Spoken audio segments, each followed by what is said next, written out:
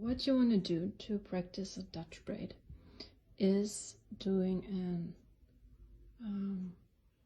a reverse braid, because with a French braid you would usually take the strands from the outside and cross them over to the middle. That would result in a French braid. This is not what we're going to do for a Dutch braid. For a Dutch braid, you'll have to take the outer strand under the middle one, so that it becomes the new middle strand. And you're gonna repeat that on the other side. So outer strand goes under to the middle. Now I'll just switch hands and repeat. I'm gonna show you how to do the reverse braid without adding in hair first. So cross it under into the middle, cross the other strand under into the middle. So this is all you do. You take the outer strand and bring it under its neighbor to the middle. This is what we will be doing with the Dutch braid as well.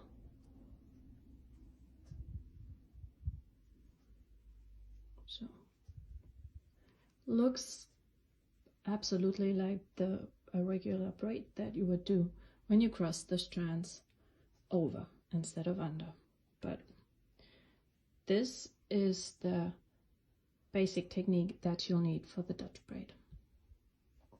So now I'll show you how to add in the hair. So you could start this further at the top. That would look even cuter, but I'm just going to show you here because you'll be able to see better. So I take the left strand and bring it under the middle strand into the middle. Repeat with this side. So no adding in hair at this point. So you do that with the left strand and with the right strand. Doesn't matter where you start though. So for adding in hair, this strand still has to be crossed under, but I'm gonna add in hair. So what I do is I take this strand, put it between two fingers so that it doesn't get mixed up with this hair, and then I go all the way to the temple and all the way back. So I sectioned off like a parallel strand of hair to this section, and I'm gonna smooth it out like this. So can you see this strand that still needs to be crossed under? This is the new strand, and we're gonna join these, and now they go under. So change hands. What I do is I like to place my index finger under the strands so that I don't lose any of that middle strand and have to go look for it afterwards. So now to this strand.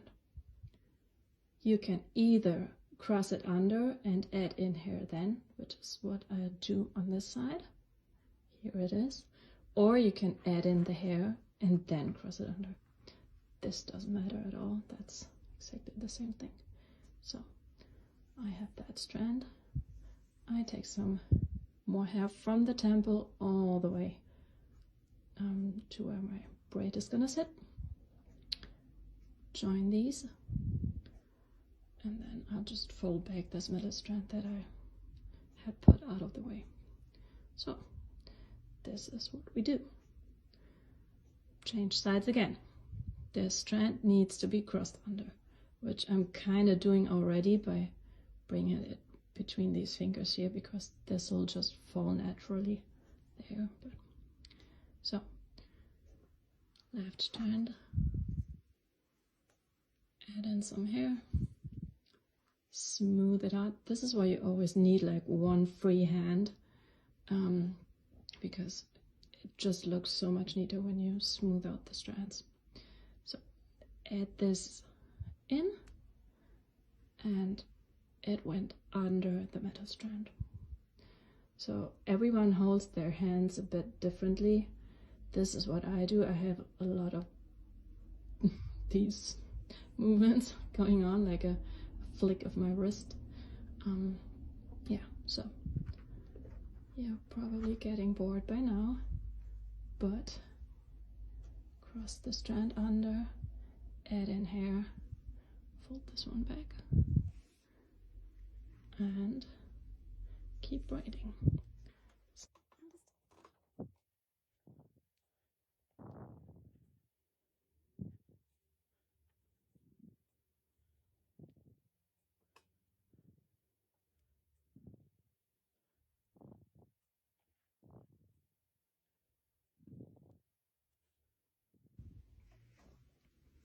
So while I'm returning to this side, it's an important, well, let's say a pro tip, that once you add in the last strands at the nape of the neck, that you do not pull the braid towards you.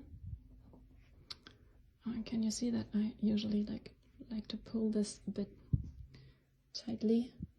So because you can always loosen the braid up afterwards, pancaking it. I love to do that. But if you have a messy braid, there's just no nice, doesn't give a nice result.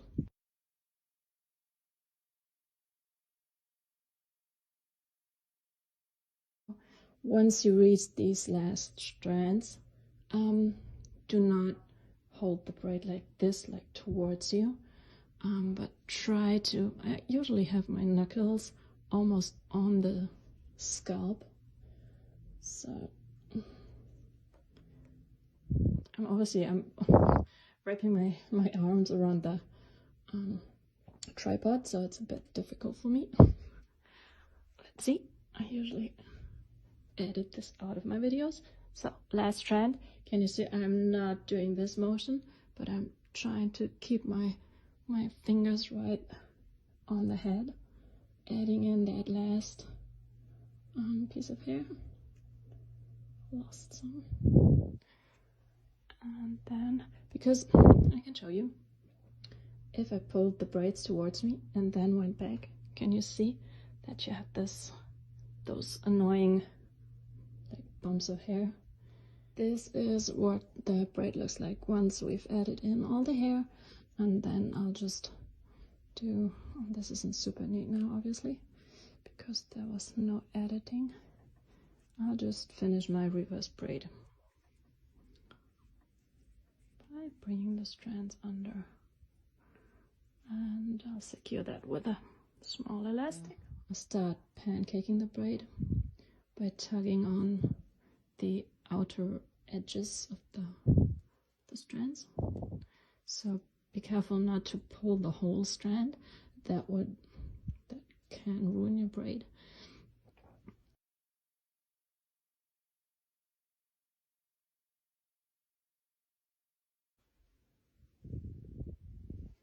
Can you see? And already looks so much fuller.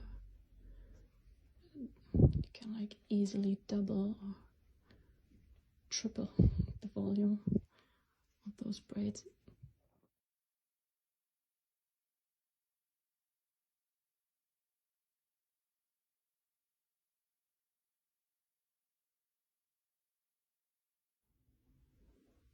So I hope this was helpful. See you soon. Bye.